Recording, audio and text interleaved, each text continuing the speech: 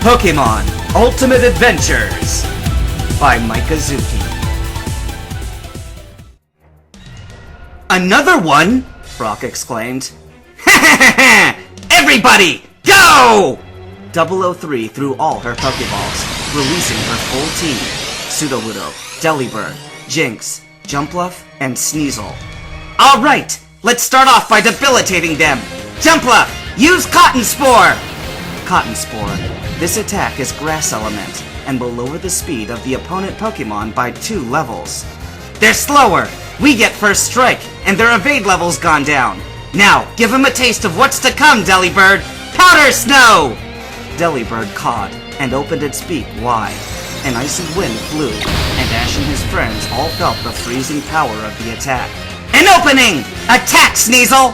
003 ordered. Sneasel leapt forwards, claws outstretched. Let's give us some heavy support! Use Spike Cannon, Cloyster! Large spikes flew from Cloyster's shell towards the group. Pikachu! Pikachu put as much power as he could into a light screen. Sneasel crashed and slid off the invisible wall, and the spikes were crushed to dust where they hit.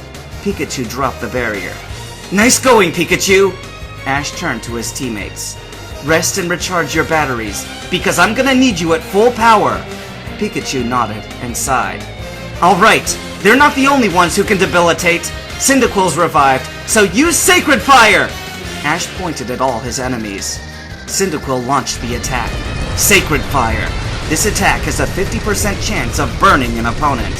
Smart move! Burn damage does even more damage than poison, said Brock. Well, time to do some battling myself. This'll do some damage. Pineco, use Spikes! Spikes. Every time an opponent switches a Pokemon, it'll do damage.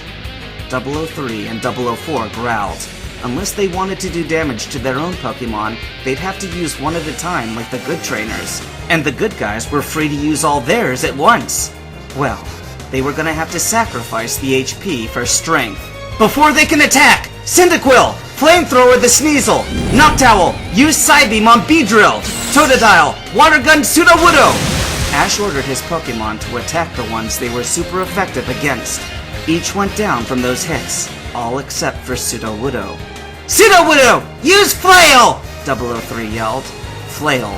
The lower the HP, the stronger the attack. Sudowoodo slammed all 3, Totodile, Noctowl, and Cyndaquil, taking all down in one hit. What? No way! Ash yelled. Sudowoodo collapsed. The water gun had left its HP at 1, and the effects of the Spikes attack and the burn damage didn't help very much. Sudowoodo! Return! 003 recalled her Pokemon back to its Pokeball. We can't afford to lose this match! Yelled Ash. But with Totodile out, Hydro Thunder is a move I won't be able to use! No sweat! My water Pokemon can handle it! Said Misty. No! That move's dangerous, and the electricity can easily hurt the water Pokemon sending the water. The only one of your Pokemon who even knows the basic part of the move is Staryu, and even then it's risky, Ash growled. And Ice Pillar is only designed for hitting one Pokemon at a time. Well, no matter. We'll just have to beat them the old-fashioned way. Misty, do you happen to have TM14 on you right now? TM14 is Blizzard, right? Misty asked. No, sorry, but I did give TM13 to Politoed a while ago. Good enough, said Ash. Okay, please tell your Pokemon to listen to my orders. Right, Misty and Brock answered. They knew Ash had a plan. Okay! Ash clapped his hands together and smirked. 003 and 004, however, weren't about to let Ash unleash whatever attack he was going to use. Sneasel! Use Feint Attack! 003 yelled. Feint Attack. Similar to Swift, this attack never misses. Or so you think. Pikachu! Pikachu jumped forwards and attacked Sneasel with his electricity, sending her flying. Alright! Let's end this! Ash yelled. On my mark! All water Pokemon excluding Politoed, fire your water guns! As the water Pokemon's jets of water went to full blast and made contact with their opponents, Ash called out the next phase. Use Rock Throw! Anyone who knows it! The large rocks flew into the jets of water. Boosted by the water current, they slammed into their targets. Ash yelled the next phase. Politoed, use Ice Beam on the enemies! Politoed fired a chilling ice beam, freezing the enemy solid. Perfect! And to think, Ice Beam only has a 10% chance of freezing the opponent. And the final blow, Pineco! Explosion! Pineco started glowing, and Ash kicked it like a soccer ball towards their frozen opponent. 003 and 004 shouted as they flew through the air. I always thought Jesse and James nothing but failures, 003 groaned. But these guys really are tough, 004 yelled. We had to learn it the hard way, because we're blasting off! Ash dropped to his knees and sighed. He then sprung up. Yes! We won! Ha-ha! Misty cheered. Doesn't matter who you are. As long as we're a team, no one can beat us! Brock clapped. Yeah. Ash gave one final sigh and collapsed. Ash! Brock and Misty exclaimed, running over to him. What happened to him? Said Brock. I see, said Misty.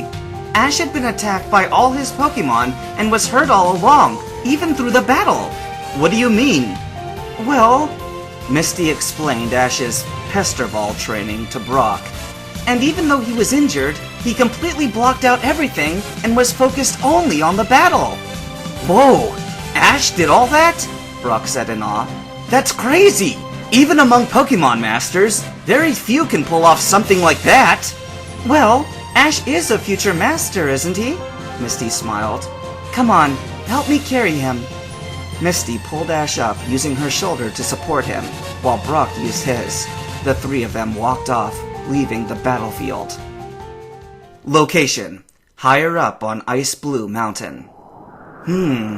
Skyrender watched from above as Misty and Brock carried Ash away. Impressive. To fight on even past his limits. This Ketchum may actually grow into a serious contender. But still, if he considers such a small-scale battle to be a real victory, he wouldn't last a second against us, or the Kaisers. That's it? You dragged us all the way up here just to see one lousy low-level battle, and then say stuff we already know? G.I. Jolt complained, irritated by the cold. Don't ever doubt our leader, Jolt, said Cleft. I mean, just look where we are.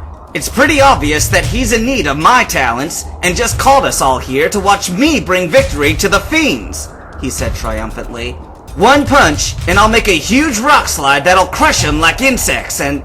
You know what, Cleft? Shut up, Skyrender said firmly, and Cleft stopped talking. Ketchum is Aquamarine's enemy, and anyone who gets in the way of his fights gets trashed along with the enemy. Don't forget. The rest of the Fiends sighed, and Bonsai spoke up. Sorry, Sky, but we have to go. It's way too cold for us up here. Speak for yourself. I'm rather comfortable up here, said Antarctic as they all left. The rest of the Fiends walked off, but Skyrender remained, staring down at Ash and the group leaving the scene. He smirked. Somehow, I get the feeling this battle's going to be rather interesting. Pity that Aquamarine is going to finish it off so suddenly, because I wouldn't mind challenging him myself. Though the Team Rocket Elites 003 and 004 have been defeated, and Ash & Co. are getting stronger than ever, they are still nothing in comparison of what's to come. Though they may not realize it yet, Aquamarine is coming. Can Ash survive the dangerous water expert? Or will his ongoing journey to become a Pokemon Master be cut short by the awesome power of the Super Fiends?